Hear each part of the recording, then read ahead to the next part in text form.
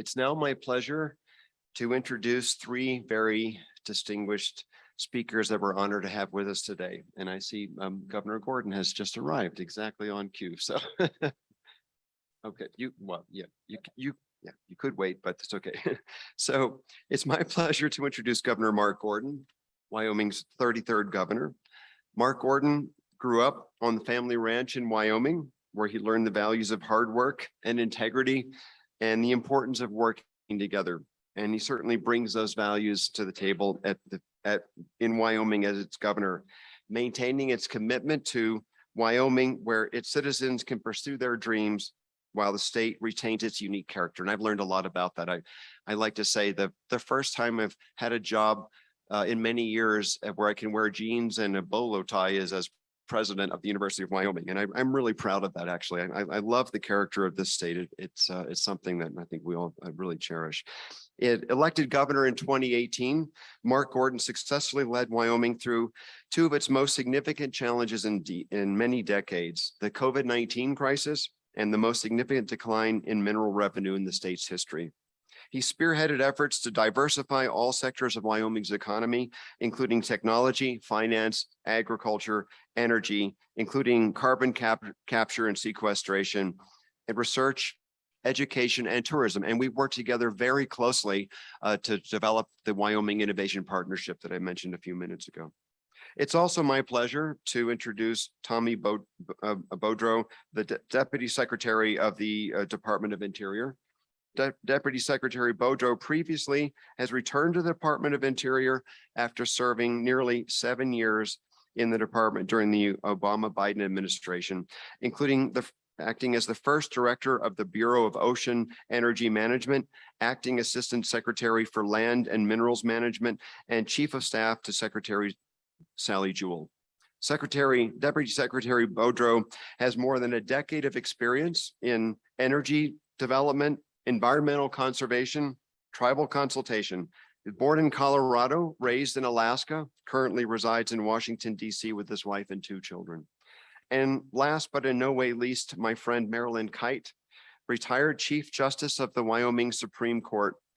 Justice Kite is a graduate of the University of Wyoming College of Law and had a very successful law practice where she focused on natural resource law and was then the first woman named to the position of Chief Justice of the Wyoming Supreme Court.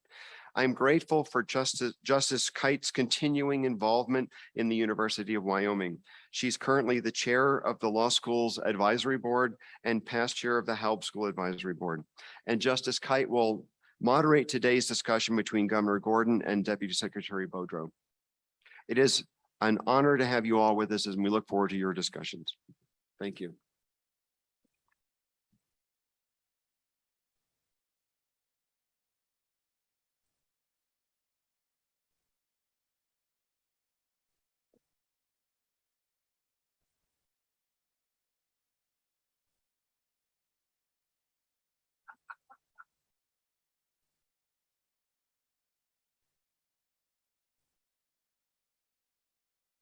It should automatically turn on. Up. Tommy and I are going to do a little scat now for you. Well, welcome all to the conference in general and to this discussion over coffee. And I don't see any coffee up here, Temple. What's the deal? It's a real privilege to be here, and even more of a privilege to be here with these 2 distinguished gentlemen to have just a general chat about the role of the federal government in our energy resources here in Wyoming and throughout the country. Most of you know that Wyoming federal ownership of both surface and mineral is significant. I think it's about half for both surface and mineral of this state is owned by the federal government. So we really can't have a discussion, excuse me, about energy policy without focusing a lot on the role of the federal government. So we're going to start with an opening or a short statement by both of them about the topic. And Governor, I'd like to ask you to go first. Oh, well, thank you. It is always good to be up here with you. I think just last week, we were at the women's antelope hunt, and it was a successful harvest for you, and congratulations. Tommy and I were just talking about hunting and how much he would like to be there. But I want to thank President Seidel, Director Krutka, Dean Alexander, and Temple, especially for putting this on. It's always a great conference.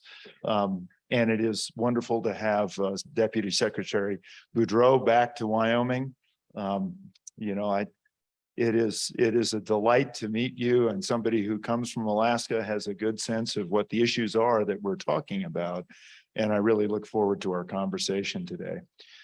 Marilyn said that 48% of our surface and 67% of our minerals are federally owned.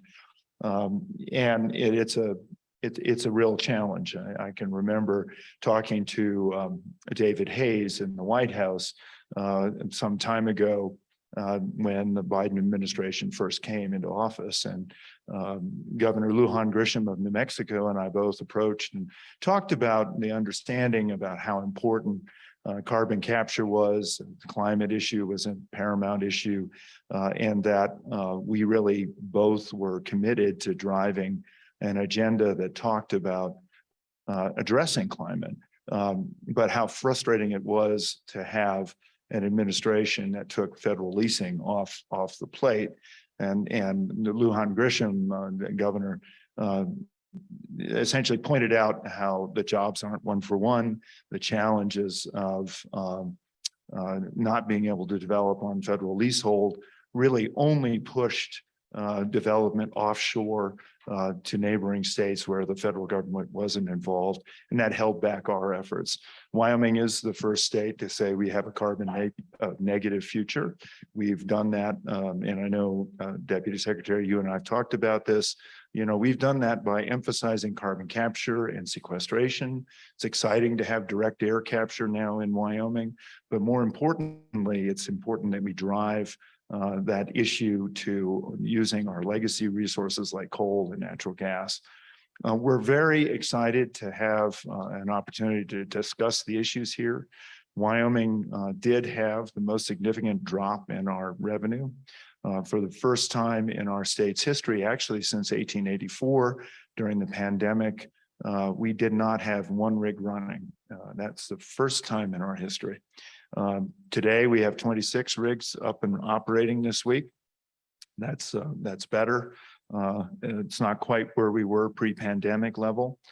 And as I think about it, when we first saw the big decline, it came about because Russia and Saudi Arabia were trying to go at it on a price war. Saudi Arabia's impetus at that point was to try to cut Russian funding for the proxy war that was happening in Yemen. They also had the side issue of trying to somehow undermine oil and shale production in the United States. Today we have a different phenomenon. We've got Saudi and Russia kind of going together. And so really, it seems to me one of the great things that we could do is to produce more of our domestic energy, come back with our energy security, and really try to find a way to be able to lower price of fuel over time. So I'm really looking forward to today's conversation. Wyoming is an all of the above energy state. It's exciting to have the first advanced nuclear plant being planned here. It's been great to work with the Department of Energy on that. We're very excited about carbon capture and the possibilities there. And let me just sort of finish by saying Wyoming has also led on important issues of wildlife. Sage-grouse populations are most stable here in Wyoming.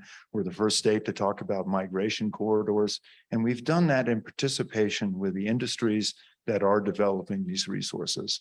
So today, the challenge is how do we engage a conversation about and, not about not, but about and. How can we do this and protect our environment? How can we do this and lower costs? These are the challenges that I think Wyoming and the University of Wyoming are most excited about addressing. Thanks. Thank you, Governor. I should say that we have these, excuse me, these two gentlemen on a pretty short leash here. They have a limited amount of time to give their comments and to answer the questions because we have a limited amount of time to cover a lot of topics. So I'd like to turn to you, Deputy Secretary, and ask you to give a few opening remarks. Thank you. Thanks so much. And Governor Gordon, thanks for inviting me to Wyoming, and it's really good to see you again. I also want to thank, President Seidel, Director Krutka, and Dean Alexander for including me, but also so many folks who are in the room here from the Bureau of Land Management, as well as our solicitor's office here at Interior. And I think part of what that represents is exactly what the governor described about how important it is at all levels, policy, technical, legal, that we do work together to address these challenges that the governor very concisely outlined for us. And I will say off the top,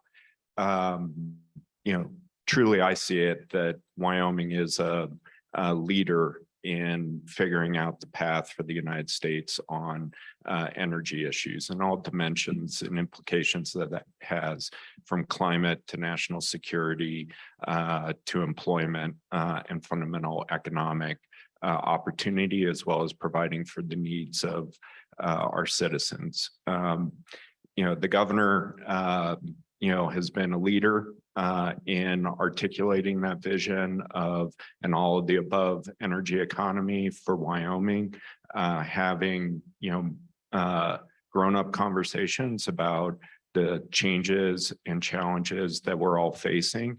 And at the same time, being a strong advocate, at least he has been with me. And so in our conversations, it comes through loud and clear. And I've always appreciated the governor's direct manner and candor with me, and as well as the spirit of partnership that we have.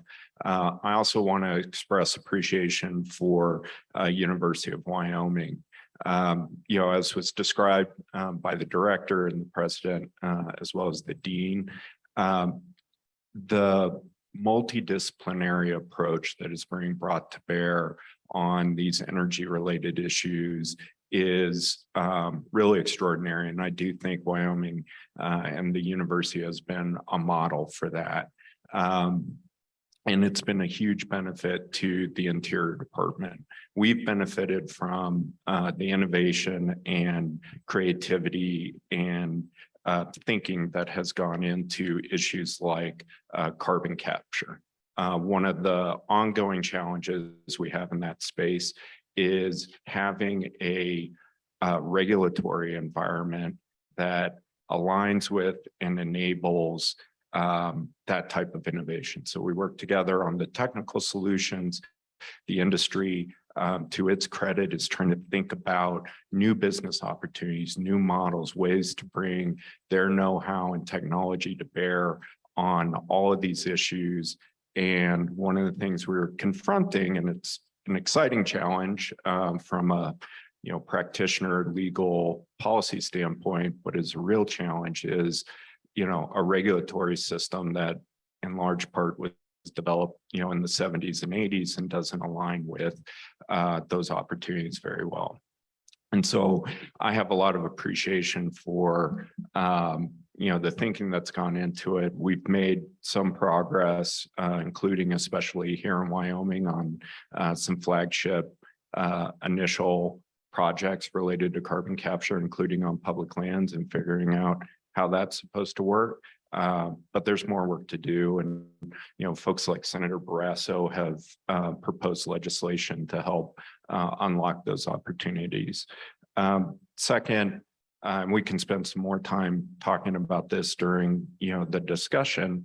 But I do want to just sort of, at the outset, touch on some of the legislation that has come out of the Congress recently, including the Inflation Reduction Act, and acknowledge, exactly what the governor said about the uncertainty and frustration early in the administration about, oil and gas leasing on public lands and what is the way forward there. On the one hand, I do think, it was appropriate for the administration to want to, think about those issues in more holistic terms, but also appreciate the frustration that it caused in terms of uncertainty, in terms of, what the path is, and all of the downstream knock-on effects that that type of uncertainty has.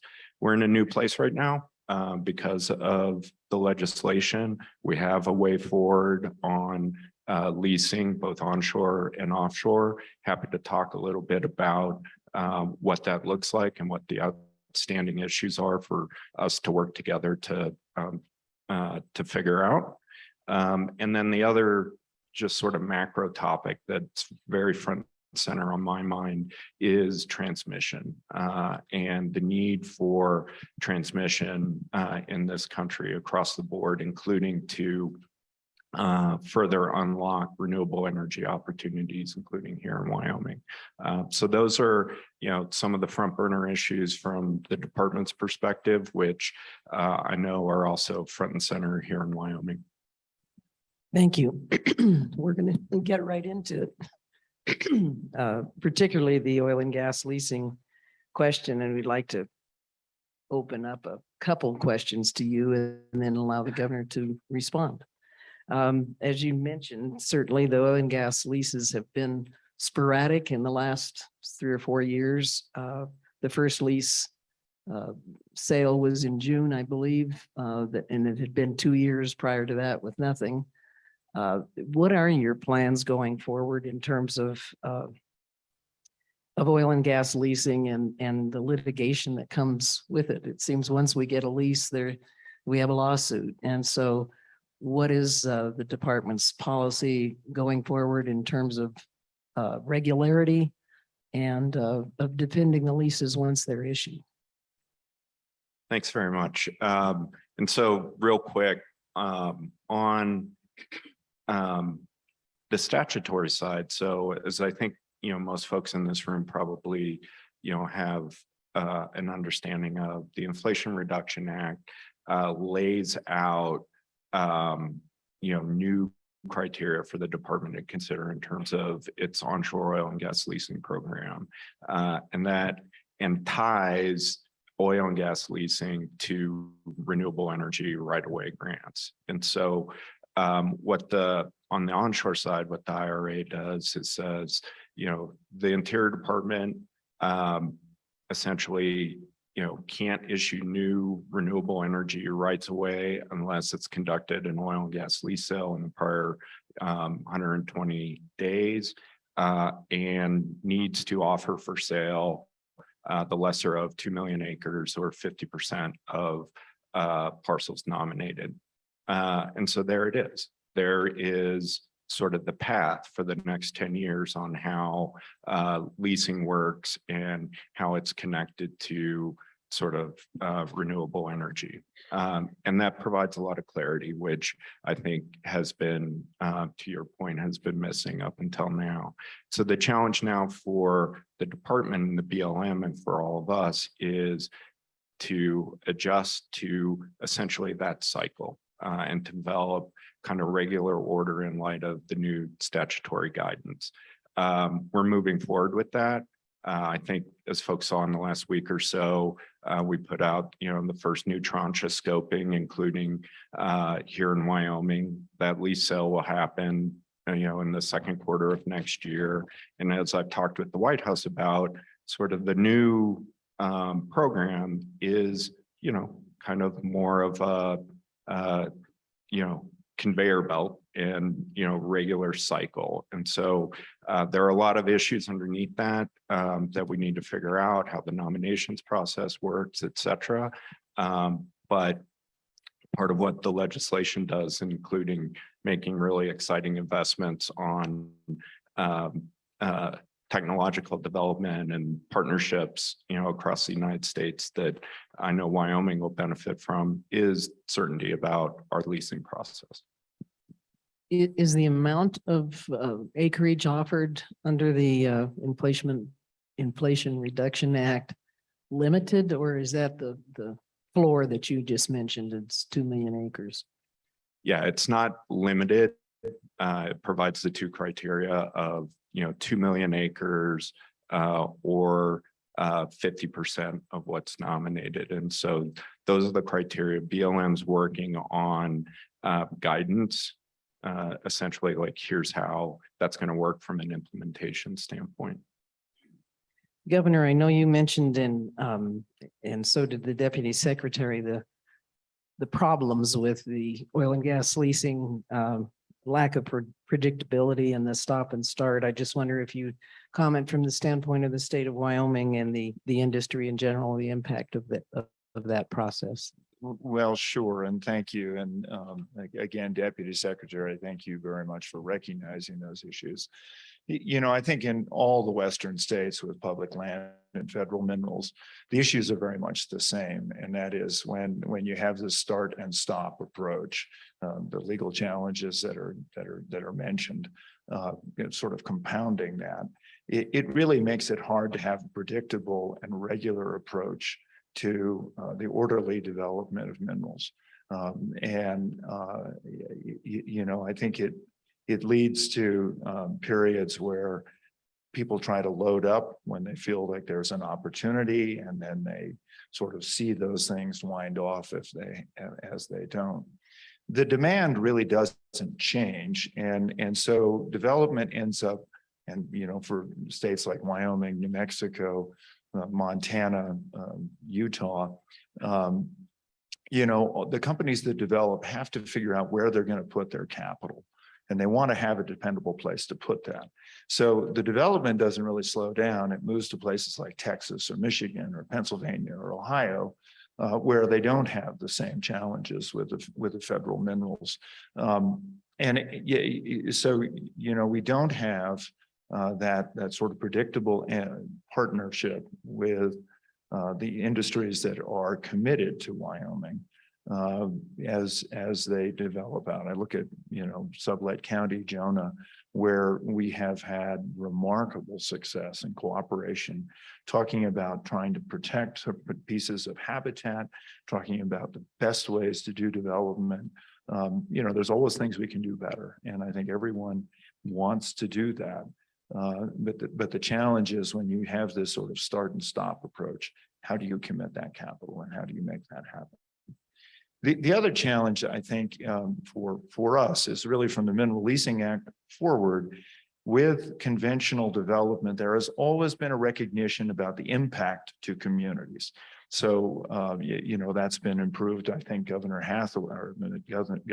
Hansen actually got that closer to, of course, in Alaska, it's 98%, but Wyoming, it's supposedly 50% of the leasing revenue that comes back to the state and helps to offset socioeconomic impacts and other impacts. With renewable development, none of that comes. There's a tax incentive to build. You have private equity that migrates from oil and gas when that's hot to renewables. You see the industrialization of our landscape. And you really don't have the impact expenses dealing with that. Now, the IIJA may help a little bit with some of that, but in terms of the ongoing impact and the ongoing challenge, the federal government really isn't doing us any favors with renewables. Thank you, Governor. I'd like to ask you a few questions about the general topic of carbon capture, utilization, and storage, and you've both made some reference to that. Governor, I'll go to you first. Wyoming appears to be a hotbed, if you will, of this technology, and for the nation and the world. What does the state currently do, and is it interested in carbon capture, and what role does the federal government and federal lands play in particular in those efforts? Well, to take the second piece first, because our leasehold is so intermixed with private leasehold, and of course, federal service also plays a role. But if we're looking at geologic sequestration, we've got to figure out how to get that right. As everyone in Wyoming knows, more than 20 years ago, we figured out porous spacing ownership, first in the nation to do that. And we've continued to work on trying to figure out how to solve the question of geologic sequestration.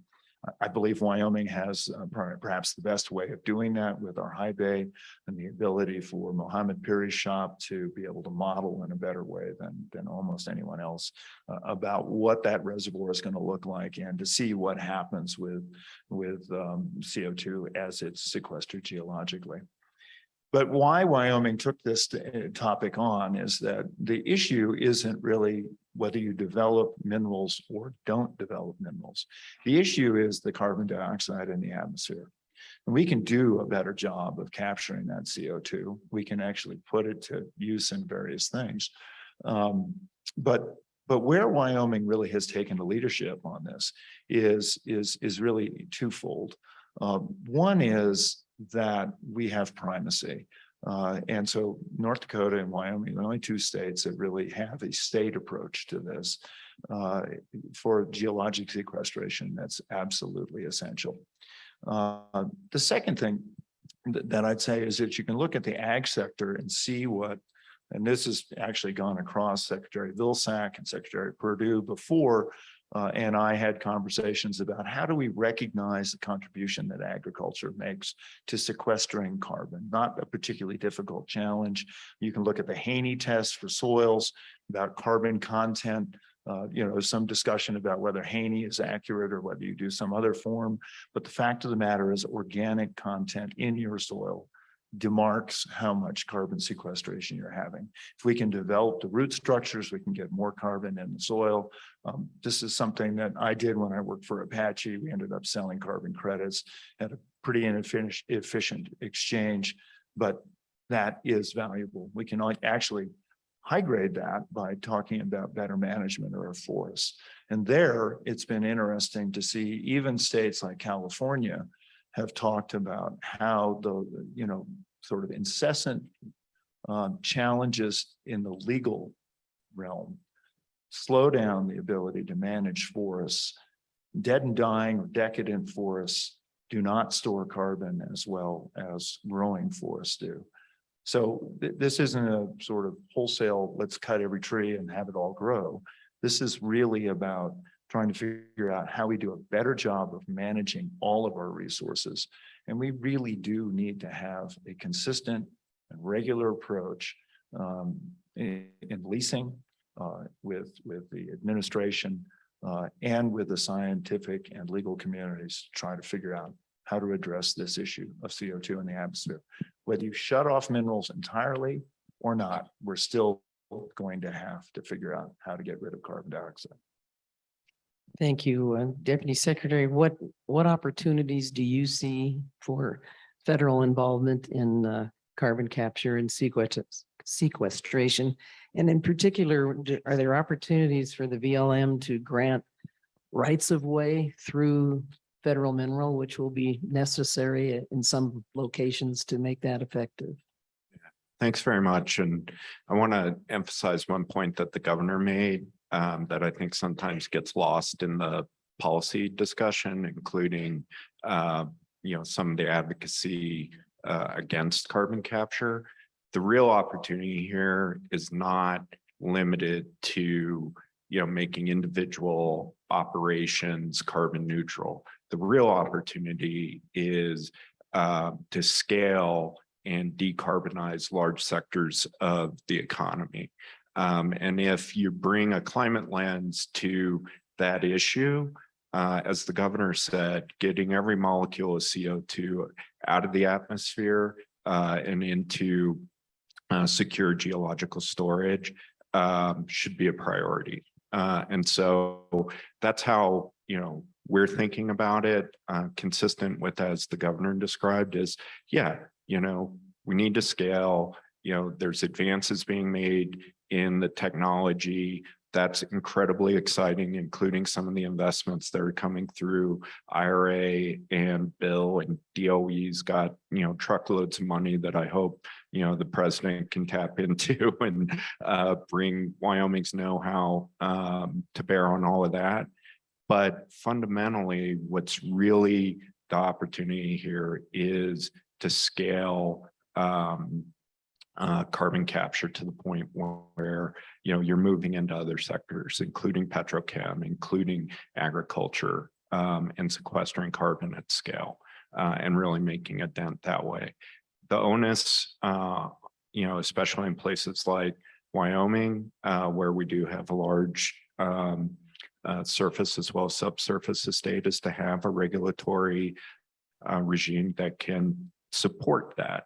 We've made some progress. As I think, most folks are aware, we've, taken a first foray into that with FLIPMA Title V rights away and an ExxonMobil project at Shoot Creek, which again, we're working out the authorities. We think it works. We think it hangs together. We think it doesn't require new authorities to do it. There's 2 other project proposals that are coming through that the BLM is working through right now. That's exciting. That's a step in the right direction. It doesn't get us to the scale that the governor is talking about. And so more work needs to be done in that department, but we're proving that we're not going to sort of sit back in this space, that that we need, as the land managers, to figure out a way to enable this very, I think, economically advantageous activity as well as important from a climate perspective. Thank you. It's pretty clear that for progress to be made in this area, it's going to take a partnership between the state and the federal government for anything real to happen. So I want to move on to a topic near and dear to our hearts in Wyoming, and that's sage grouse. I actually thought about, I used to hunt sage grouse a lot, and I feel badly doing it now, so I don't even go out. But I'd like to start with the deputy secretary here and just say that sage grouse policy, again, changing and difficult to predict. And I'm wondering what opportunities you see for the department regarding greater consistency and predictability and in fact, consideration of the progress that the state of Wyoming has had in this area. Yeah, thanks very much for that. And it touches on, one of the issues, you already raised, which I didn't get to speak to very much, and that is sort of the legal uncertainty and the litigation risk around so much of what we do. And so I just want to say, as was mentioned at the introduction, I was at the department, as we worked with the Fish and Wildlife Service and BLM and the state of Wyoming and all the other states with sage grouse habitat to work out the sage grouse plans. And it was a monumental effort. As I think folks who have been following it know, the state of Wyoming truly led that effort. I mean, there's the most habitat here. There's also the best state-led conservation for sage grouse happening in Wyoming. That created a dynamic for us where we could push other states and say, in terms of, state plans as well as, the BLM plans look more like Wyoming. And we had some success with that. Obviously, administrations change, things get revised, courts weigh in, and the 2019 amendments get struck down. And so, I definitely appreciate it. Feels like a little bit of a do loop. We're working through the plans right now. We're going through, the formal process that has been remanded to the department because of the litigation. But I will say it is a priority and a principle for us not to lose what we gained through that process and the leadership that Wyoming has shown. And so our attitude and our posture on trying to come up with workable solutions to conserve sage grouse habitat and also provide certainty, across the board, whether it's oil and gas or renewables or other types of uses and activities on public lands, are still there. So we've got to do it right. We've got to do it defensively. We've got to, maintain process integrity around it. But to the extent I can provide people with assurance that within that process, we do not want to lose the gains that we've made over the last 10 years on this is a big priority for us. Thank you, Governor. As these BLM plans are amended, what would you like to see in the federal approach to sage-grouse? Well, thank you for that. And it's nice to hear that the department at a national level is looking at the value that states have. I think, state-led programs have more flexibility. It's been great to work with Andrew Archuleta to really talk about the opportunity set that we see here in Wyoming. Our sage-grouse group, continually tries to figure out ways to improve on the process that we started back under the Friedenthal administration that was then amended by the Meade administration. And then I issued my EO, and we need to think about now what is really the biggest challenge, which is as renewables come on our landscape in such a really big way, bigger than the energy dense sort of developments we have with coal or with oil and gas. How do we now incorporate that development within that whole context? And I think it's just easier and more nimble to let states lead these efforts. And it's nice to have the respect from the federal government and the participation. Fish and Wildlife, needs to be part of that conversation. But our game and fish, and the fact that states really own their wildlife within their boundaries, that is an essential part of the future. Well, let me move on to a broader topic. We've mentioned renewable sources of energy a couple times here, and we recognize that we have a long ways to go, and that those bring questions of the challenges of transmission, which you also mentioned. And so, Governor Gordon, I'd like to ask you, the Congress apparently has directed the federal government to seek at least 25 gigawatts of solar, wind, and geothermal production on public lands by not later than 2025. And considering that in 2021, we only had 12 gigawatts, I'm wondering what the opportunities are and what the costs that you see of this kind of development for Wyoming. Well, thanks. And this is really one of the most interesting parts, I think, of the next several decades. How do we develop renewables? They obviously have a role to play. For the private landowners, it's as good as an oil well. They get payments. It's wonderful for them. So it's here to stay. But when you look at all of the development potential in Wyoming, you look, I'm just going to look out Rock Springs way, where we can produce trona, which is an essential mineral for everything from electronics to glass to just a remarkable array of things. We can produce that at a much lower carbon footprint than they can synthesize it in China. Massively lower carbon footprint. And yet, if we stand up wind above trona, potentially we put at risk that wind development as we develop trona. So, we've already seen this issue with oil and gas developing, where we have coal. How we do this in a way that allows for us to be able to do what Teddy Roosevelt said, which is to develop the resources responsibly. I think his comment was conservation means preservation as much as it does development. I respect the right of this generation to develop its resources, but not the right for it to waste these resources for future generations. That's really the challenge that we've got going forward. So I think part of it is sensitivity to wildlife. Part of it is sensitivity to landscape, sensitivity to other minerals and cross purposes. And then an understanding of how transmission fits into this. And transmission has been a decades-old issue. I can remember back in the Bush administration, we were trying to find these corridors and nobody could agree on where they are. And from a sort of domestic security standpoint, we're standing up new transmission in existing right-of-ways. So if you're going to try to take out Western Grid, put a bomb in one of those corridors and you've taken out all of that transmission.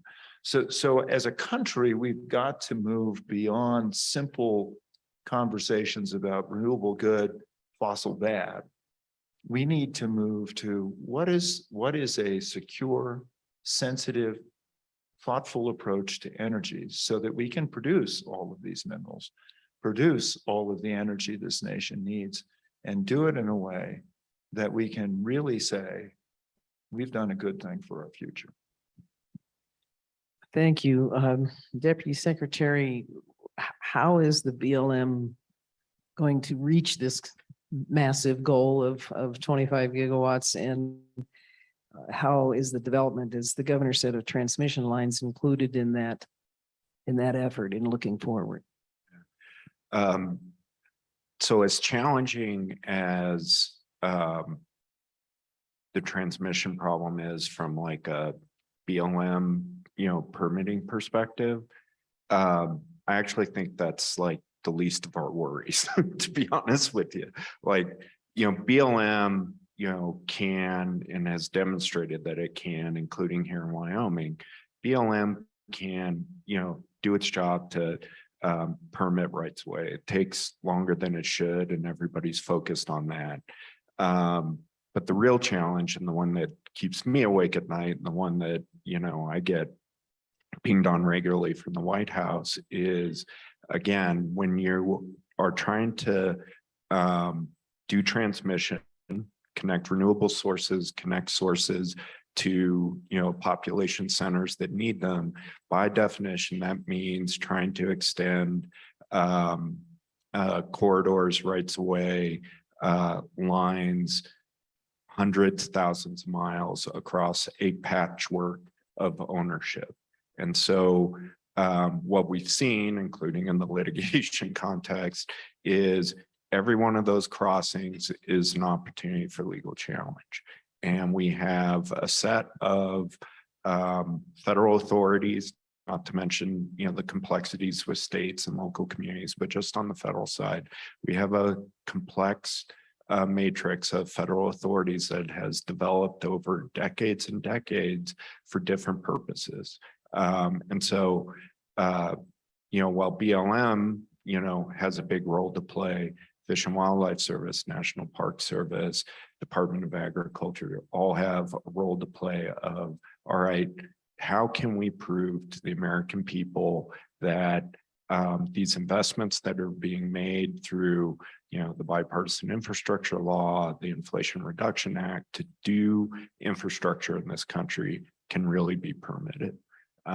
And so I do think that, that does require sort of an all of government commitment to permitting, including for transmission. And that requires, and again, everybody has the right spirit and a lot of these structures exist, but it does require placing, new emphasis and new priority from a policy standpoint on getting transmission done. So those are, speaking as a guy who, has spent his career, devoted to conservation and the refuge system, and of course the parks and everything else. We do have to have conversations about how can we do crossings in a way that is environmentally responsible, is responsive to communities and tribes, and has safeguards and guardrails around it. But at the end of the day, can help unlock a lot of sources, including renewable energy. Is there a particular project or location where you think it has worked well, that the transmission corridors has actually been able to be developed? Yeah, and there are examples, here in Wyoming, right? So, we have, 3 big transmission projects, underway in Wyoming. We've gotten to, recorded decision on Gateway South. We've got 2 more projects, working through. There are examples, in the Southwest where we've got some large scale transmission that still has issues, but there's a process to sort those out, including the Sunzia line. And so it is, it's definitely a challenge. I think there is reason for encouragement that, we can pull together to figure out these challenges. But some of the fundamental issues that still need to be worked through are definitely there. But you can point to examples where it's been made to work. It takes a lot of effort and resources and commitment. And so you think about how daunting it is to say we're really going to pour all of government into each and every one of these lines. But that's a little bit of what it takes right now. Thank you. Temple, do we have time for one more question? I'd like to talk a little bit about critical minerals and the process we're all facing there and how it is different or maybe not so different from the other minerals. But Deputy Secretary, is there a effort to sort of streamline policy with regard to development of critical minerals as we recognize their importance in the supply chain and national security and issues like that? Yeah. So I co-chair the federal interagency working group on critical minerals that was established through executive order. Suffice it to say, this is another one of those areas with substantial challenges, especially on the federal side. And a lot of it boils down to, the authority under which we consider hard rock mining in this country. And so, the 1872 mining law does present a lot of challenges. So everything that the governor talked about in terms of, grassroots led deconfliction, that happens around renewable energy, happens around other sources. We don't have a leasing regime for hard rock minerals that allows for that. And so, that leads to a lot of challenges, including with local communities and tribes that, are impacted and anxious. It creates litigation challenges, and it creates a dynamic where, the deconfliction stakeholder process happens too late in the game. That said, you will see, and we're working on it now, some legislative, ideas. And I'm not saying, every century you have to revisit, your fundamental authorities, but maybe every other century it's worth taking a look. And so that needs to happen. But at the same time, we're not waiting. We're trying to figure out, ways that we can move forward with projects that we think, including lithium and other, priority projects where, look, we can again demonstrate that we can get these projects online and move forward. I think part of that has to be a little bit of, finesse and cooperation, including with the states, to say, okay, where do you see the opportunities? How do we align federal resources and our permitting priorities with those opportunities that we know because that present less conflict and can get underway more quickly. And that's less of a leasing program and more of setting priorities. Thank you. Governor Gordon, what efforts is the state making to engage in trying to facilitate the development of critical resources? Well, yeah, we've noticed this as a remarkable opportunity for Wyoming. And so in my last budget, I included funding to do extra survey work with Aaron Campbell and the geologic department here to really start to research what the capacities are. You know, I already mentioned that one of the sort of issues that we have to deal with is how do we deal with multiple types of development? And I think Wyoming is going to take a leadership role in trying to not only identify, but then also figure out how we develop these minerals. But let me take a moment to, I think Deputy Secretary made a really good point. There's a lot of complexity around this. And when you look at our pantheon of environmental laws, they are remarkable laws, and they're really forward looking. I think, Deputy Secretary, if we didn't have NEPA, we would not have had the Alaska National or the Alaska Pipeline. It would not have functioned. It would have failed because NEPA compelled people to say, okay, what are the problems here and what can we see?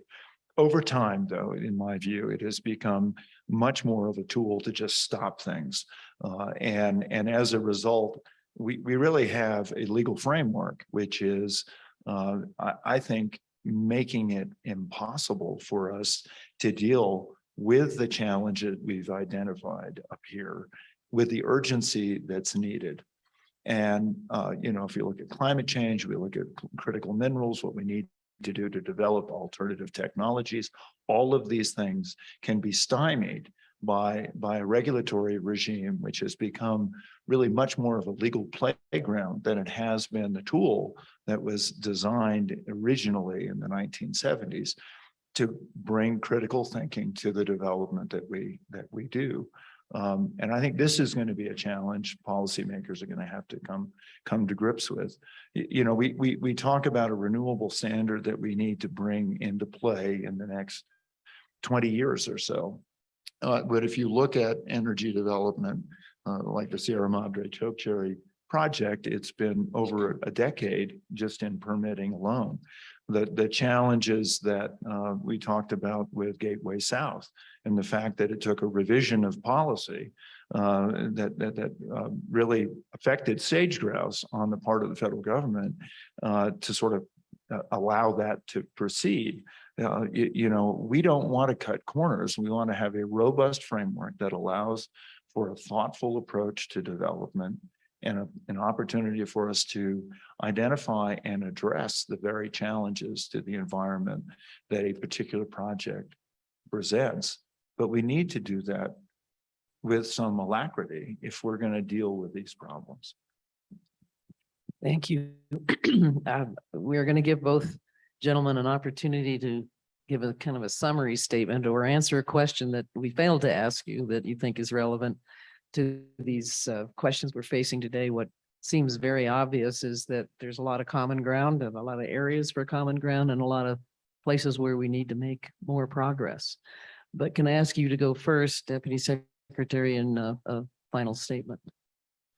Thank you very much. And I guess just in terms of, my closing thoughts, I think the common ground point is the key here. We all pay attention to, kind of the national political landscape and, a lot of the sort of theater that comes with that. I think underneath that, the reality is, and I think Wyoming represents it better than any place in the country, there is actually a lot of common ground, and there is a lot of, hard work happening on the technical side, legal side, and policy side to figure out, these solutions that, on the one hand, are, more straightforward to define than they are to actually resolve. And, that's a big part of the reason why I made it a priority. And I'm so grateful for the invitation to be in this room with all of you today, because, this is where it happens through centers like the University of Wyoming, where, folks do pull together in a spirit of, genuine problem solving to think through these issues. And, then we can all go, back home and watch whatever news network gets us the most fired up. But to understand, like, here now, like, this is, where problems get scoped and resolved. And that for me is super exciting, especially in an environment where we have some resources to put towards it. So again, thank you so much for including me in the discussion, and really appreciate the opportunity to talk with all of you. Thank you for getting here and joining us in this dialogue. Governor, final thoughts? Oh, well, thanks. And Deputy Secretary, it's always a pleasure to have you here. And thank you so much for coming and really engaging on this important topic. And it's wonderful to have so many of the agency personnel here as well. I think these kinds of conversations in these venues can be very productive in sort of finding a way forward. It's really nice to hear the recognition that at the state level, good things can happen. Wyoming certainly is going to sort of soldier on trying to figure out how to solve these problems on the ground level and find a consistency that works going forward. The sort of wild swings that we see on the national level are probably problematic for local agency personnel, just as they are for developers, just as they are for ranchers like myself. And so to the degree that we can find, the common ground and really work forward on those common ground issues with results and then recognize those results. I think those are the ways that we improve the way that we work together. So thanks very, very, very much for being here. It's been a delight. Well, thank both of you for being here. I think we can say that none of us in this room are very excited to be in your shoes and try to solve all these problems, but we're glad we have well-intentioned, intelligent folks doing just that. So thank you very much. Thank you, Marilyn.